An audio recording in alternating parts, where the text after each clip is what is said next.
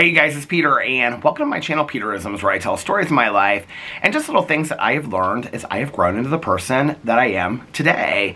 And I am currently in the middle of a break on my vlog. I filmed about an hour and 10 minutes of my vlog, and then I went inside to warm up my coffee and get another battery.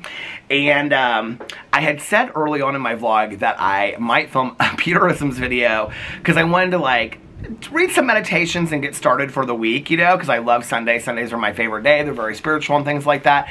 So just something to go into the week with, you know. And I was like, okay, if I keep on vlogging out here, it's starting to get colder, then I will never do a Peterisms video. So I was like, bring the meditation books out here, and then while you're on your break from your vlog, quickly film a Peterisms video so that you have something to go into the week with, and then finish up the vlog. So that's what I'm gonna do. Okay, so it is March 17th, and I think we're gonna start with the language of letting go first. Let's see what the universe and Melody Beatty has to say to us going into a new week.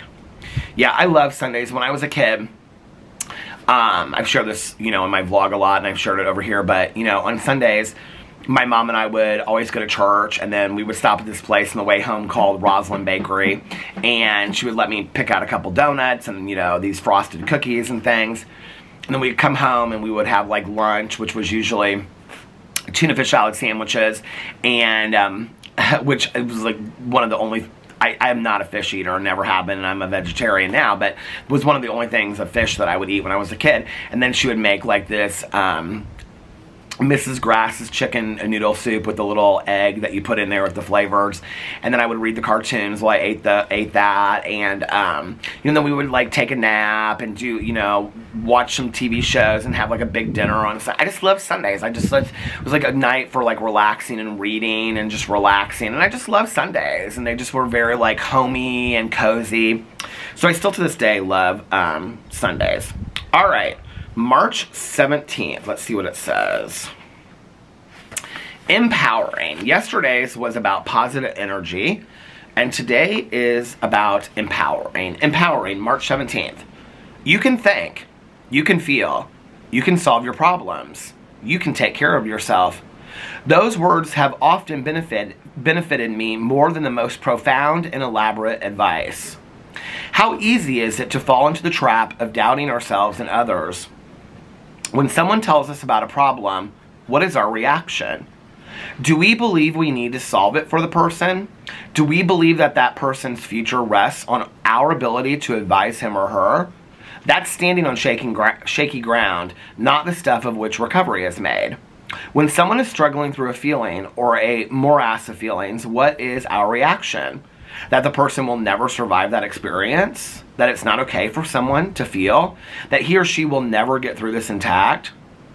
When a person is faced with the task of assuming responsibility for their life and behaviors, what is our response? That the person can't do that? I must do it myself to save him or her from dissipating into ashes, from crumbling, from failing. What is our reaction to ourselves when we encounter a problem, a feeling, or when we face the prospect of assuming responsibility for ourselves?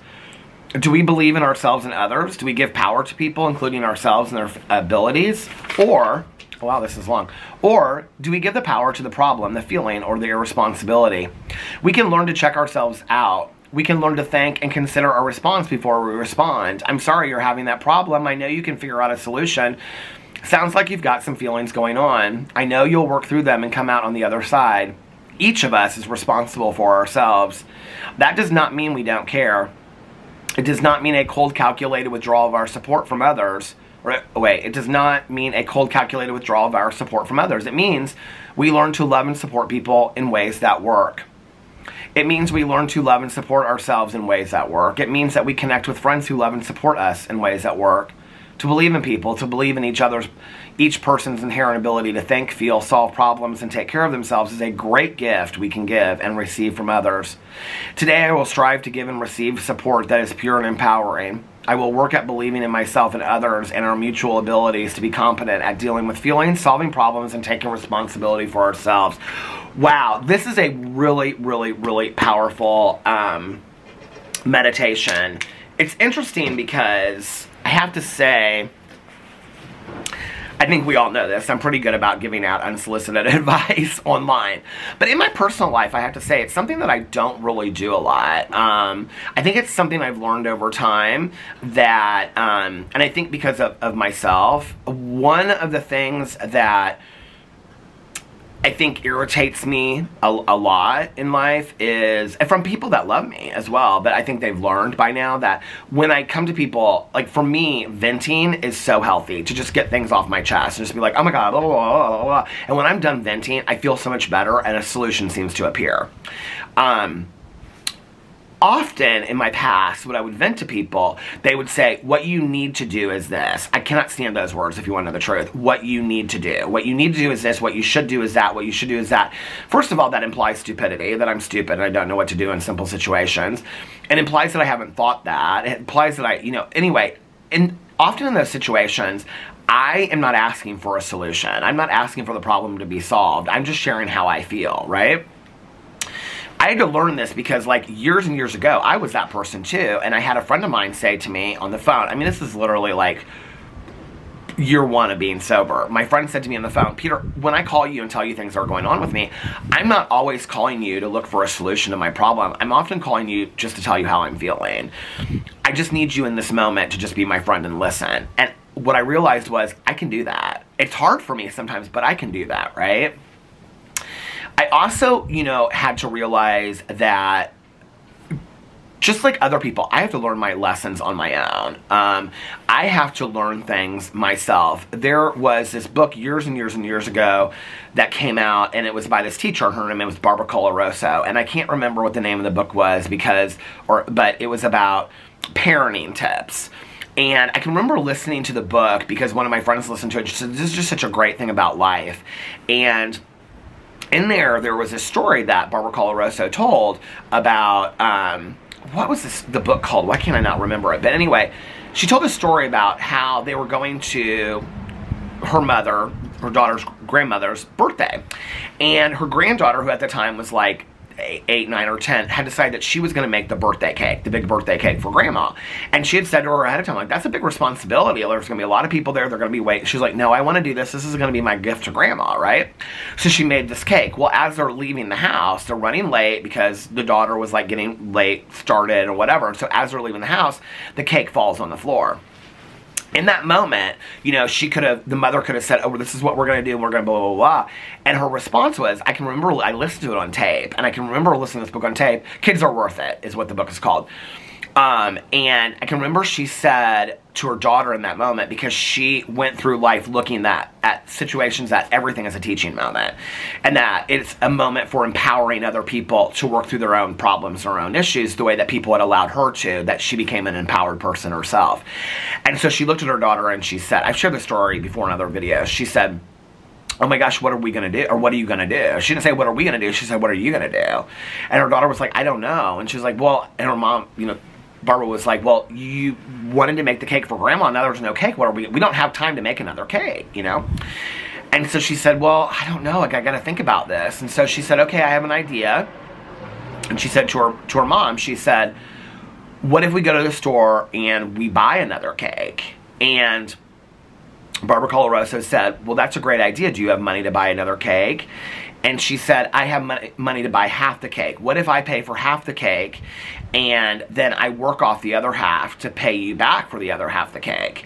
And Barbara Coloroso looked at her daughter and she said, I think that's a fantastic idea. That's a great solution that we can do, and then Grandma can still have her cake. And that's what they did. And she allowed her daughter, who at 8, 9, or 10 came up with this solution on her own. And imagine that, right? Like, that's powerful for us to come up with these solutions on our own. I have to remember that in life. I have to allow other people to come up with their own solutions, just like other people have allowed me to come up with my own solutions in my life. Sometimes I just need to vent to people. Sometimes I just need to let people know, like, I'm struggling today, I'm having a hard time. Like, I just need to let you know where I'm at. But I can figure those things out on my own, and I have had to, be, part of the solution and not part of the problem ever since I got sober. And so being part of the solution, not part of the problem, is like really trying to, figure out what the solution is and not stay in the problem. But I've had to have people allow me to figure that out on my own, and I've had to allow other people to figure that out on their own. I have a woman that I'm very, very dear friends with in recovery. And, you know, for years, like ever since I got sober, there was always this like, you know, you don't date in your first year of sobriety and, you know, all this kind of stuff. It's a suggestion. You don't date in your first year of sobriety. Mostly because it is for you to have that first year to yourself, to get to know yourself, take care of yourself, right? It's also because you really have nothing else to give anybody else in your first year of sobriety because you're so focused on yourself that you really don't have anything to share with anybody else. What's the number one thing that we want to do when we get sober? Get into a relationship so that that person can fix all of our problems, because if we fall in love, then somebody loves us and we're lovable and things like that, right? It was what I did. It was the biggest mistake I probably made in sobriety to this day. So anyway, but you know, I can remember people all through the years that like as soon as like they would start sponsoring somebody and they had like a month or 2 months or 6 months start dating somebody, you know, that they'd be like, I'm not going to sponsor you if you're going to get in a relationship in your first year of sobriety. I'm not going to work with you if you know, whatever. And I can remember even people like friends of mine like counting down. They'd be like, I got 363 days. I can go on a date in 2 days, you know, and whatever. But and they're, you know, it's not like that. Like a lot of people in recovery are like, you know, 6-9 months. Okay, you've worked on yourself enough. Go date, whatever, things like that. It's not like that stringent. It's a suggestion. But I can remember talking to this friend of mine, and she was talking about, oh, you know, like all these like girls that I'm working with, like they're all in relationships and they're all wanting to use, and because they're wanting to use, like, because the relationships aren't working and they're so codependent on these relationships, but like, you know, whatever. And I said something to her. I said, you're kind of strict. Like, you seem like you would be the person that would say, like, I'm not going to sponsor you if you're in a relationship. And she's like, no, I learned this a long time ago from my sponsor. She goes, it's not my place to stand in front of somebody else's pain. And I was like, what? And she was like, if they need to get in a relationship to learn that that relationship is not healthy for them, that they need to rely on themselves and not be codependent, maybe that's the lesson they need to learn at that moment. Maybe the lesson is not whether or not they should be in a relationship their first year of recovery. Maybe the lesson is that they, I knew this person was like pulled up, was going to start yelling out of the car as soon as I got to the point.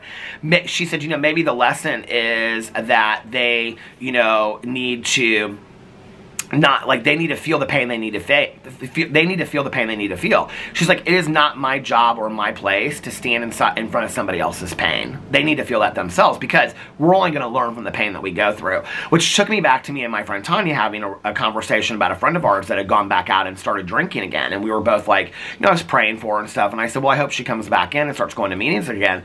And she said, she's got to feel enough pain first. She goes, I don't think she's felt enough pain, you know? And I think about that, like, I didn't get sober until I felt enough pain.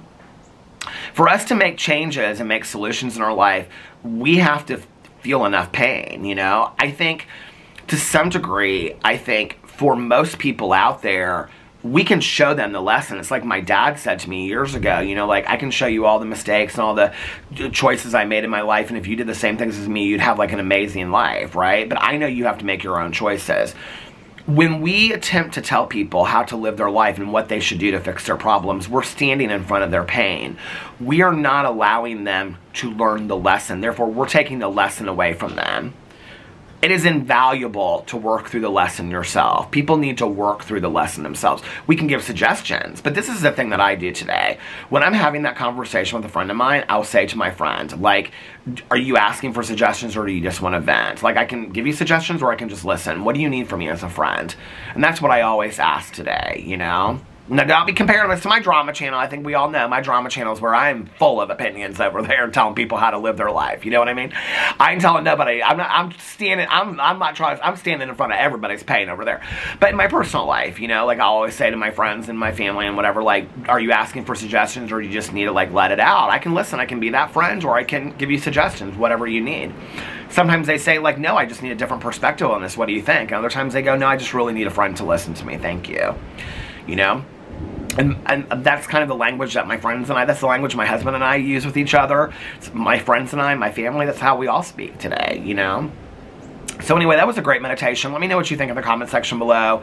Happy Sunday. I hope that you guys have a fantastic beginning to your week. I love you guys so much, and I'll see you tomorrow. Bye.